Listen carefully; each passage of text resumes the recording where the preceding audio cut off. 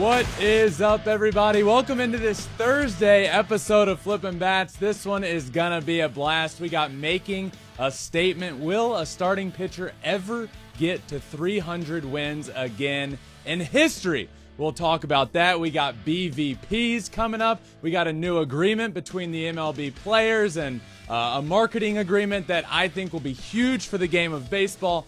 And I think the most important question today is, are you a fan of the wave at baseball games or not? Let's get to it. It's a blowout. 8th inning, 10-3. Bases are loaded for Verlander, who waits on the field. He swings, and it's a high fly ball, deep center field. It is gone. Home run. And a huge bat flip to celebrate. All right, Ben, start the show already.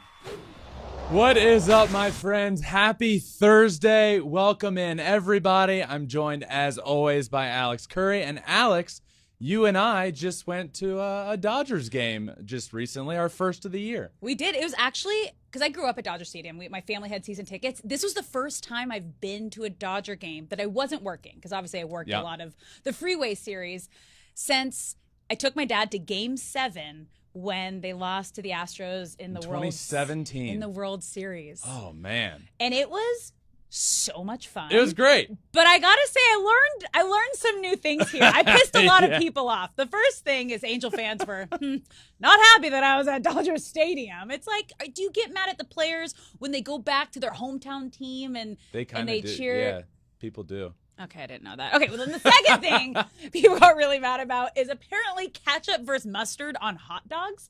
I just happened to post a photo of the gluten-free hot dog had ketchup on it, and then, man, the hate was rolling in. Yeah, apparently people mustard is like the staple, I think. I don't know. What?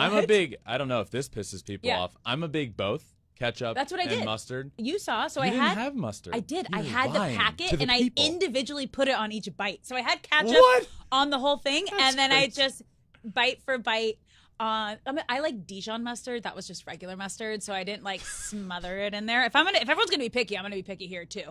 But the biggest thing that I learned, oh yeah, I know where you're going here, to the Dodger game, was people do not like the wave. So so the wave starts going around the stadium, and I look at Alex, and I'm like, you could tell I was like down in the dumps. I wasn't down in the dumps. I was just like, You're like, what? And I was like, the wave. It's got to go. No. And you're like, what? Yeah. I love the wave. I'm going to ask the people what they feel about the wave. And I think the response was not what you were expecting. No, the response was not even close to what I was expecting. So first I took a poll on Instagram. How'd the poll end up? Well, 5,000 people voted. Okay. And 48% said they liked the wave. 52% said, hell no, get it out of here. So that was a little closer than I expected. Yeah. But on Twitter, people went off. They were angry. They were furious. Okay, so this is the poll. I took a screenshot after the 24 hours that we posted it at the Dodger game. 52% say 52% said no I will way. say this. I don't know the percentage, but the percentage of comments that were saying hell no had to be around 95%. Oh, way more. So, like, Instagram people were like, yeah, it was a little closer to the 48, 52. Yeah. But Twitter was like, Yeah, Alex, get rid of the wave. Get out of here. What are you doing? Like, people were getting mad at me. Yeah, people hate the wave. Ban the wave. Why? It is fun. It is interactive. You're like involved in the game. You're getting No, you're up, not you're involved in the celebrating. game. There's a game on the field that you can watch. Yeah, and you're still watching. You just happen to stand up and put your arms up. Okay, What's wrong with that? What about the 80-year-old woman or man behind me that can't stand up and misses a big pitch? Hands up. No, I'm not talking about participating in the wave. I'm talking about being Getting able to see the baseball game. Okay. There's a baseball game happening. We're going to read some of the tweets that we got. People that do the wave are not there to watch the game. They are there to socialize and talk with friends and can't wait for the wave. Not always, but it's also fun. Baseball's... Okay. No, say it. I'll read this one. I don't even know what it's going to say. It just starts with a thumbs down, so I know I'm going to like it. I'm actually there to watch the game, and they always do it when something's happening during the game and I can't see it. disrespectful to those who are trying to actually watch the game. How is it any different than people getting up, passing you to go get food? Like, people are blocking you all the time. Hold on. Here's a positive one. I will make the entire section stand with me to participate. Yeah, shout out our That's my producer girl. who had to sift through thousands of tweets to find the one positive No. one. Good on him. No, there were more. Big fan of the wave here. That one's Thank you, planted. David. Fake. What? No. As we saw from the poll, it's closer than we thought, but I didn't realize how much hate I was going to get for the wave. Closer than who? I didn't know it'd be as strong as. I didn't either. I mean, the comments was are brutal. 95% of people was brutal. hate it. The Instagram poll. Did you know this was such a hot topic? Oh, yeah. Oh, I had no idea. Yeah, and I don't like the wave. Get I rid love- of it. I It love is- the wave. I'm there to watch the game. And Exactly. you know when it's okay to stand up? Whee! No, not Do it with me, man. Not for your own Whee! amusement. No. Stop. It's not for your own amusement. You're there for the game. And when there's 2 strikes in the ninth, or at any point, it's okay to stand and get into the game. Yeah. But you're like standing because you're bored of what's happening on the field. Could be or, in between innings. Okay, then Then that's fine. Yeah, Do you then approve? it's fine. Do you approve if it's in between innings? I won't do it. But sure, stand up to your heart's desire in between innings. The wave, it's yeah. All right. Well, let's move on from that because Ben, you made a little prediction. You called it your BVG, Ben Verlander guarantee about Shohei Ohtani this week, and it came true. I just pulled that out of nowhere. Yeah. Tuesday. Share it with the people. Declared a BVG, which I don't think I've even said that on this show. Alex even had to ask, what's a BVG? I did. And I clarified that a BVG is a Ben Verlander guarantee. And I guaranteed that Shohei would hit multiple home runs between Tuesday and Tuesday when we were recording again for This Week in Ohtani News. Alex, in his next 6 at-bats, he hit 3 home runs. 3 homers in his first 6 at-bats after I declared a BVG that he would hit multiple homers on the week. How's that for a BVG?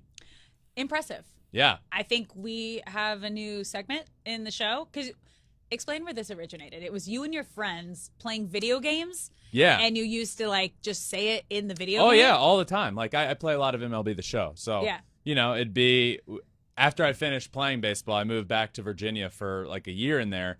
And I moved in with some of my friends and back home. And we would all just like, you know, screw around, play a lot of video games. And, you know, I'd come up to the plate one at bat and be like, BVG, hitting a homer here. And it just like caught on. And then, you know, say it the other day. And that guy reaches out and he's like, you just declaring BVGs on the show now? Yep. And yeah, apparently they're super powerful. So I need I can't just, you know, you say make it a segment. It's gotta come to me. Okay. You know? Like, Yeah. So it might not be like a weekly segment. Yeah. But it will. The BVG will make its appearance. It'll be back. Trust me. It will be back. You know what else is back? Yeah. Making a statement. Okay. You ready for this? I'm going to give you some strong statements, and you tell me whether you agree or disagree with them. Okay. So let's get started with our first one. We will never see another pitcher reach 300 wins. This one's tricky. My gut reaction, there's one chance. Okay. There's one chance for there to be a pitcher that reaches 300 wins again in history. And that one chance just so happens to be my brother. Yeah. Justin, I wholeheartedly believe, is the last chance. It is a dying breed, having pitchers go deep into games and get a lot of wins and get a lot of decisions. And Justin, I truly believe, is the only one with a legitimate chance. So I did a bit of a deep dive on this to really put some numbers to it here. So there's 24 pitchers in history that are a member of the 300 win club. Justin could be the 25th. However, just 4 of those pitchers, 4 of the 24 were active at some point in the 2000s. So it's the last 23 years. The last 23 years, only 4, yes. In 2002, there were 6 20-game winners in Major League Baseball. Since 2018, only 6 combined. So this is really becoming a dying breed. Even pitchers getting decisions. Yeah. We haven't had a 30-game winner since Denny McClain, and after routinely having 10-plus pitchers reach 30 decisions in each season, we have had just 10 pitchers reach 30 decisions. That means wins or losses since 2005, and not a single one since 2010. So not taking wins out of it, wins Yeah. or losses. Pitchers getting decisions is becoming more and more of a dying breed. So Justin is sitting at 246 wins as we sit here today on Thursday, meaning 54 away. Now, based on the average number of wins per season he's gotten in his career, if you do that math, he's just under 4 seasons away from getting it done. Yeah. Certainly possible. Justin has 40. said he wants to pitch until he's 45. Okay. Which is crazy, but he's getting better with age. He's coming off arguably one of the best seasons for a pitcher ever last year. So, and that's going off an average. He could be on a good team and bump that up, whatever. Yeah. Let's say 3.5, 4 years. That's a possibility for sure. Zach Greinke's at 224. He's 39 years old. He would need almost 7 seasons to get that done. That doesn't feel realistic. Max Scherzer is at 205 wins, 95 away at 38 years old. That's a no. Kershaw is at 203 at 35 years old. So Kershaw, I did the math here because that doesn't seem crazy. He would need to pitch a lot, though. He would need to pitch at the same level he has all career for over 7 more seasons. Okay. Which... With injuries. That's and tough. And he's injury prone. Adam Wainwright's at 197, and other than that, there is no active pitcher over 150. So realistically, I would say it's a long shot for Justin to get there, but there is an outside chance, and I am never, ever going to bet against my brother. So I am going to say there will be one more that's going to get there. I mean, if you're saying he wants to play till he's 44, 45, and he's 40 right now, and he averages about 14 and a half wins per season, so it's just under 4 years, it's obtainable. But again, it's another year older. It's another year on your arm. Are you going to be healthy these next 4 or 5 years if you can keep going? I mean, yes. If anyone can do it, it's your brother, especially coming off a Cy Young season at 39 years old and a World Series champion. It's a long shot for him. Yeah. I do believe he's the last one with a chance and the last one that will ever have a chance because the game has just gone in a different direction. But I'm going to say that Justin can get it done and hopefully pitch for 4 or 5 more solid years and be the last one and the 25th ever to get to that 300 win mark. But Alex, as you know, Saturday was Smoltz. Every Saturday, Hall of Famer John Smoltz joins the show. And this week, we're going to play a little clip from it because I talked to him and we talked about the 300 win mark for a pitcher. And this is what he had to say. Chance for that. He will get very close, if not get the 300 wins based on the way that I know he goes about his business. But I just think the era of wins and saves and all these things is going to be adjusted in time because of the way guys are used, the injury rate, and just the philosophy of baseball. Gonna be tough. Yeah. Gonna be tough to get there. But the answer to your question, I'm gonna say we get one more. Yeah. And pretty cool that if we do, it's your brother. True. Exactly. Yeah. Okay. Let's move on to our next statement. Okay. The run lane rule needs to change. Yes. This desperately needs to change. So this comes about from the Tigers-Rangers game earlier this week where Bubba Thompson laid down a bunt, pitcher goes over to field it, and when Bubba Thompson is coming down on the first base bag, basically gets drilled in the back from Matthew Boyd pitching and is called out because of this rule, the run lane rule.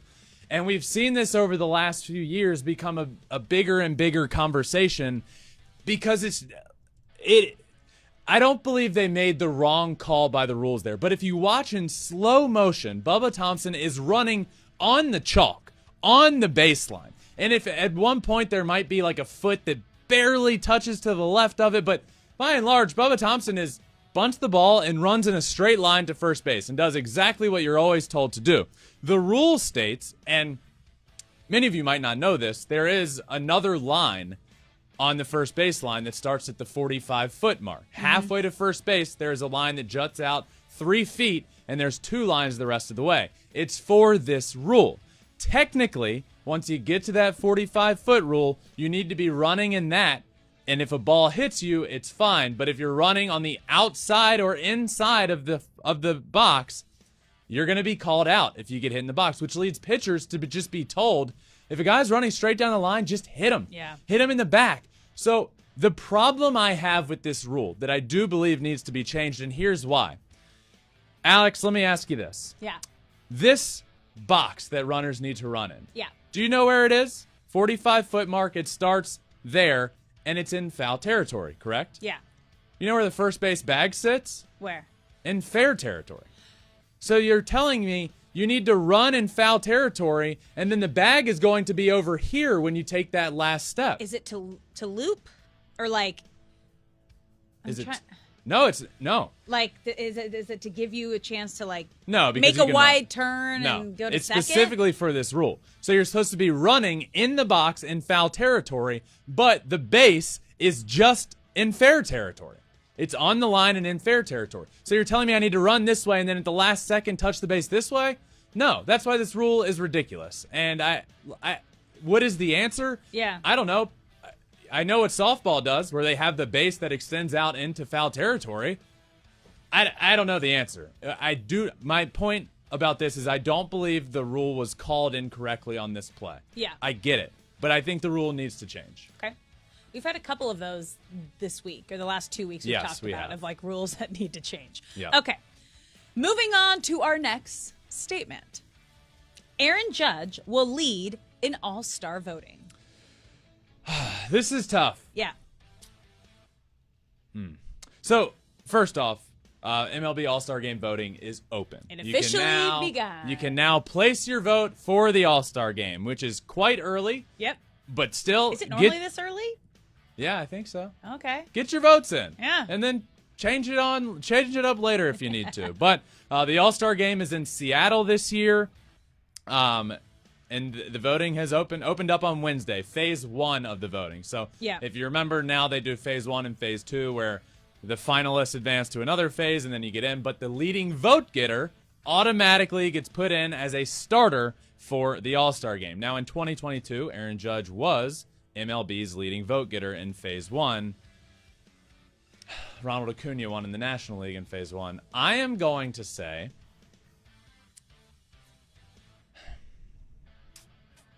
I'm going to say no. I'm going to say it's Shohei. I think so. Here's why it was Judge last year. 1, because he's Aaron Judge. 2, you don't vote on starting pitchers, right? You vote for the designated hitter position.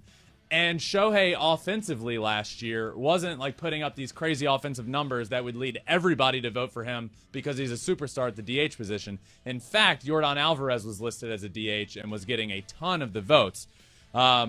I'm going to say it's Shohei this year because of how good he's been. I think he's taken his game to another level somehow. And I always believe the Japanese vote will come in strong for him. The support is always huge for him. I'm going to say the leading vote getter this year will be Shohei. I think another thing that will also help is Shohei's really, I don't want to say he dove into it. Maybe he has someone helping him, but he's more active on social media. Now he has his Instagram account, which gained... what was it, 1 million something followers during the WBC? He's the most followed, I think, MLB player in the league. Yeah. So if he were to put out a link or go vote, that's where I think he would absolutely blow up, especially with all the Japanese votes. Yeah. I don't think he would do that though. I don't think he's going to put out vote? He puts up Instagram stories every time the Angels win now, but I don't think he's going to put something that says vote for himself. What I do think he'll do is vote for the Angel, vote for my teammates, something like that. And naturally he'll be involved. So yeah, exactly. that'll help him. Yep. If he does something like that. All right. Moving on to our next statement. Kodai Senga's ghost forkball that you have on your shirt is the filthiest pitch of the 2023 season. I am rocking the shirt. Yes, you are. Here it is. Ghost forkball, the Kodai Senga shirt. Is it the nastiest pitch in baseball? So he's got 70 strikeouts. This season. Yeah, this season. Nastiest pitch in baseball this season. I mean, I don't even know how it's one of them. I mean, I put it up there with Kevin Gausman's splitter, Yoan Duran's splitter/sinker. They're calling it a splinker now. It's 102 miles an hour, but moves all over the place. And this pitch is certainly It's certainly in that category. It's been unbelievable this year. He's thrown 211 forkballs, 22% of the time.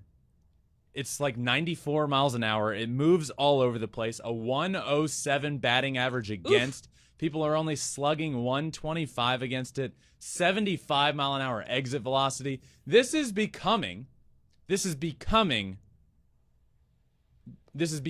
best pitch in the game of baseball. Okay. I don't know if I can right now say it's like better than Goslin's splitter. I will say that Kodai Senga's ghost forkball is becoming the best pitch in baseball. In 56 at-bats against his forkball, only 6 hits has been allowed. That's pretty good. That's really good. That's pretty good. Yeah. He's been dominant this year. 70 strikeouts in his first 10 career games, third most by a Japanese-born pitcher in MLB history. Yeah. Most strikeouts in first 10 career appearances in Mets history. He's now on that list behind only Dwight Gooden in 84 and Nolan Ryan. Elite territory there. Yeah. We have to remember, Kodai Senga is coming over from Japan in the MPB where the baseball is different. Hitters are different. Everything is different. For him to make this transition and show the dominance that he has at times. Certainly there's been times where he's lost command a little bit, had to rein that in, and had dominant starts, had good starts, had bad starts. But from what we've seen of Kodai Senga, he has every bit the potential of being an ace in this league. He's been dominant, and the ghost forkball is a big reason why. It was a big talk before he came over, and we were talking a lot about it. Yeah. And now here we are, June 1st, talking about it even more and how nasty it actually is in Major League Baseball, and I'm wearing a shirt about it. So, I mean, what'd you say? You said he has 70 total strikeouts? Yes. More than half of those have been off the forkball. 39 of those strikeouts. That's good math, Alex. Are on, the ghost forkball. That's good math. Just letting you know, it's his secret weapon. Yep. It's insane. Okay. Moving on to our final statement. We're going to do this a little differently. I'm going to have you fill in the blank for this statement. Okay. Okay? Ethan Salas will be in Major League Baseball at age blank. I'm going to say Ethan Salas makes his debut at 19 years old. 19, which would be the youngest Padres player to ever do it. Now, for those that don't know Ethan Salas, he is 16 years old. He actually, I believe he turned 17 today. Okay. I actually think today, Thursday, is his 17th birthday, if I'm not mistaken. However, 16, 17, either way, one, happy birthday if it is your birthday. If not, happy birthday whenever it is. Yeah. This 16-year-old gets called up to single A, and in his first at-bat, doubles in the gap, second at bat, rocket to right field, just skipping levels of professional baseball at 16 years old, and makes his debut and does really well. We saw in spring training at 16 years old, got a hit in a big league spring training game against George Kirby. I mean, this guy's apparently the real deal. Not apparently. I've seen it with my own eyes. Yeah. And boy, I would say the Padres really need a catcher, but now Gary Sanchez is the best catcher in Padres franchise history, apparently. Back-to-back days with a homer. He's changing the season around. Who saw that coming? But Ethan Salas is coming. I'm going to say 19 years old, he makes his debut. Tatis was the youngest Padre at 20. 20, yeah. He made his debut at 20. He signed the largest bonus ever out of an international signing. So I'm going to say 19. Okay, so a couple years. Which led me to think, Alex, who's the youngest Major League Baseball player to ever make their debut? Now, I did some research, and I did post. How far back are we going? I didn't go back until like when Bullet Turkey Trot Rogan made his debut at 12 and a half years old. What's the year? 1900s. Oh. 1944, Joe Nuxhall, 15 years old. Whoa. Made his Major League debut. Different time in life. He entered in an 18-0 game and kind of got hit around a little bit. And that was his debut. And then he came back up at 23 years old and had a very successful Major League career. Okay. So modern era? Anyway, long story short. Okay. In the a name that most people would know, Bob Feller, 17 years old. Wow. Yeah. So I'm going to say Ethan Salas, 19. 19. He's 17 as of today. All right. That's impressive. Yep. Exciting to watch. Well, that wraps it up for making a statement. Now it's time for Ben's BVP, most valuable players from both leagues. All combined into one. So let's start with number 5, Yandy Diaz. Yandy Diaz is here in the 5 spot. He was on this list last week as well, but down a couple of notches, not because of really he's playing poorly, but we'll get to that. Batting .310 on the year, 12 homers, 30 RBIs, and has continued to be a big part of this Rays lineup that is just so good. They are so good. They're the best team in baseball still. First team to 40 wins in baseball. Yandy Diaz has been a huge part of that. He's here at number 5. Number 4, fresh face this week, Freddie Freeman, who has just been on fire for the Dodgers. Fresh face. Fresh I face. like that. It is. Fresh face Freddie Freeman. A lot of FRs. Freddie is now in this list, and he might be here all season long. 346, 10 homers, 35 RBIs, and an OPS over 1,000 on the season.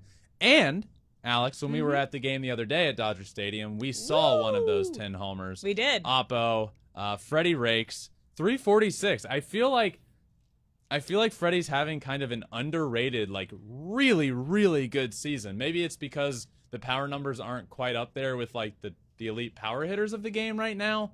But the guy's hitting almost 350, 20-game hit streak. Yeah, I was going to say, you can't downplay the 20-game hit right. streak. I mean, Freddie Freeman is just the staple of consistency in this league. Mm-hmm. You know, you look up every year and the guy's just hitting well over Doing 300 with, you know, you look up at the end of the year, he's got 30 homers and he hit 320 and you're like, wow. Yeah. Great year. And that's what he's doing again. All right, speaking of consistency, at number 3, he has been on fire since he has come back from that little injury. Aaron Judge. I You almost okay? just fell out of my chair. Are you okay? I almost fell. That would have been comedy.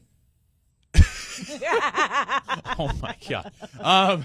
Yeah, Aaron Judge. So Judge was off of the list until last week. Yeah. Mainly because the 10-game IL stint and missed a good chunk of time. But since then, he's come back and been unbelievable. Yeah. Got him on the list last week into the top 5. And I said last week, I believe he is here to stay for the remainder of the year. And he is now bumped up 2 spots to number 3, 298 on the year, 18 homers, 39 RBIs. Fun fact, through the end of May last year, when Aaron Judge broke the all-time American League home run record and the New York Yankees record, 18 home runs. He had a 10-day IL stint this year, and he's at 18 home runs. He's on is pace. impressive. Yeah. He's on the same pace he was last year. So he has moved up to number 3 on the list. Number 2, Ronald Acuna Jr. You okay over there? Yeah, just making sure my chair is Okay. stable because Ronald Acuna is stable here at the 2 spot on this list. Ronald is – I need a 40-40 year out of Ronald. That would be awesome. But he's at 11 home runs right now, 31 RBIs, 325 on the season. He's got 24 stolen bases. That's what this guy does that separates him from the rest of the league is he's the legitimate 5-tool player. He can hit for a high average. We saw that week where he hit like 5 homers over 450 feet. Has elite speed, 24 stolen bases, drives in runs, has a rocket for an arm in the outfield. This is a great season and could be the first player in history to go 30-60 in a season. He's on pace for that, which would be 30 homers and 60 stolen bases. But you said you want to see 40-40. I want to see 40-40 because he'd be Okay. the 5th player in history to get that done, which All right. is, well, you know, the rules are changing. So The rules are changing. the rules are changing, but the 40-40 mark will still forever be like a staple in baseball. That's a cool milestone. All Now right, let's and see. at number 1, holding strong for a couple weeks now, Yeah. Shohei Ohtani. 13 Unicorn. home runs, 845 OPS, 2.91 ERA, 90 strikeouts. Shohei Ohtani is in the American League Cy Young conversation, right smack dab in that conversation, while also hitting 13 home runs on the season. What can I say that hasn't already been said? Shohei is the greatest player on planet Earth. He showed us that this week. He went through a bit of an offensive struggle, which led to my BVG last or a couple days ago saying, I believe he's going to hit multiple in the next week. And he hit multiple in his next 6 at-bats. 3 homers in his next 6 at-bats after I said that. And he's now up to 13 on the year. A lot of those homers were absolutely smoked. He hit one 460 feet. If Shohei could play day games every single day of the year, insane. I think he'd hit 80 homers. He would. I mean, it's of his 13, I think I saw like 7 or 8 are day games. Which and makes sense. There's why, a lot more night games than day games. Oh, yeah, which is why we used to say, like, he hits home runs on Sundays because Sundays are usually day games. Yep. So Shohei is locking down the #1 spot still. So top 5 players, BVP in baseball, all combined into one. Yandy Diaz, Freddie Freeman, Aaron Judge, Ronald Acuna Jr., and Shohei Ohtani. Those are your top 5 players in the league right now. Good stuff. Good stuff. Now, before we wrap up, we got a couple extra innings for you because you don't always just have one extra inning. Sometimes you got multiple. Or sometimes I played in. Remember, I talked to Rowdy Telez about the game we played in the minor leagues against each other, and it went 27 innings. Oh, I think 19 is the longest that I covered with the Angels, and it was like 1:30 in the morning, and we had a day game. It always happens when you have a day game the next day. Oh, well, ours went 27 innings, and it took 2 days because we had to call it, and then brought it back the next game, and then had a doubleheader the next day because of that. 27 innings, yeah. It was 1-1 after the first inning, and it was 1-1 in the 27th inning. Not a single run scored for 26 innings of baseball. Oh, boy. Yeah, good work. Okay, extra innings time. Let's start with our first one. This is really big. Both of these are really, really cool for very different reasons, but I'm very excited about both of these. Major League Baseball and MLB Players, Inc. New partnership to increase player marketing. Player marketing in baseball. It's about time. Yes. Now, let me explain, because this just came out a few hours ago. Thursday morning, this was announced. And baseball, this was in the exact agreement. It says baseball is growing its ranks with young, emerging national and international superstars and future Hall of Famers whose star quality will appeal to brands as they develop future marketing campaigns.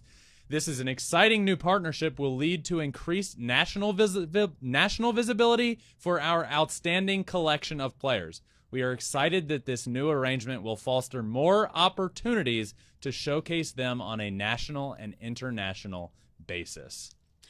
I have been screaming this for 10 years. Why? How is baseball not marketing these players better? There is so much potential. There is so much personality. Aaron Judge and Shohei Ohtani and Mike Trout should be everywhere. Household names across the globe. Yes. Yeah. So how, you might ask, are they planning on doing this? So previously, it was a nightmare of a process. Basically, if a sponsor or somebody wanted to, let's say, talk to Mike Trout, Aaron Judge, what you need to do is talk to the players' union and then talk to Major League Baseball because they have the rights. It's basically the sponsor became you had to negotiate with 2 separate entities throughout the entire process, and it's just a nightmare. So what the press release said is previously sponsors would have to negotiate with partners with the league and the union. This time it'll be more direct arrangement, and it makes it easier for everybody involved. Thank God. Thank God. Thank God. Yeah. I really think this is a big deal. Obviously, baseball is needed to market, but like the game is heading in such a good direction with the guys in the league like Julio and Shohei and Aaron Judge and all of these young stars, Ronald Acuna, Tatis, the young superstars in the league that are exciting to watch on the field. Yeah. And Alex, you drive by a little league field and you see people wearing the armbands or the Tatis glasses or doing, bat flipping, and being able to do that on a bigger scale, being able to market the game and the players on a bigger scale will ultimately just keep the game going in the direction that we all want and need it to. Yeah. No, this is big. This is kind of like a finally. Yeah, I agree. Finally. This next one is cool. Alex, take it away.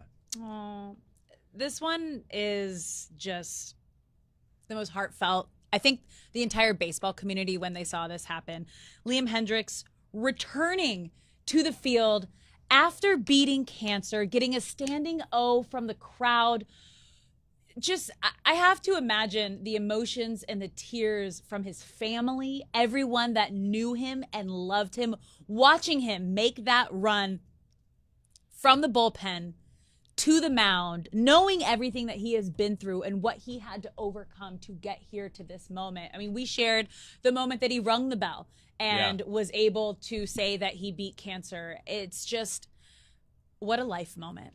I got goosebumps watching it live, and I'm honestly, we're showing the video now. I get goosebumps watching it now because the crowd, when he came in, was just chanting Liam, like Liam, Liam, and everybody was screaming. The Angels were on the top step of the dugout applauding him, giving him a standing ovation. Less than 5 months after being diagnosed with cancer and going through chemo, he's back on a Major League Baseball mound. That's crazy. That is remarkable. What a great story. What a great comeback story. What a cool moment for him, his family, the fans of baseball. Pitching in a baseball game becomes secondary. Life obviously becomes the first. To be able to be back on a baseball field 5 months, less than 5 months after, that is incredible. And it was a really cool moment that happened the other night, and one that gave me and still gives me goosebumps to this day. Yeah, so congrats to Liam, his family. It's just, we're rooting for you. A good story. And a good way, Alex, to end this Thursday episode. Thank you all for listening to this Thursday episode. This one has been a blast. Tomorrow, a new one drops 5 a.m. Eastern, 2 a.m. Pacific, and then you heard a clip from it just a little while ago. Saturday with Smoltz will come out talking all about Alek Manoah and some more stories as well. That's going to be a blast. But tomorrow, until then, my friends, this has been another episode of Flippin Bats. Make sure you're subscribed wherever you listen, Apple, Spotify, wherever. We're also on all social media, Twitter, Instagram, Facebook, TikTok, and you can watch everything on YouTube as well at Flippin Bats Pod for all of them. That does it, my friends. Until tomorrow, peace.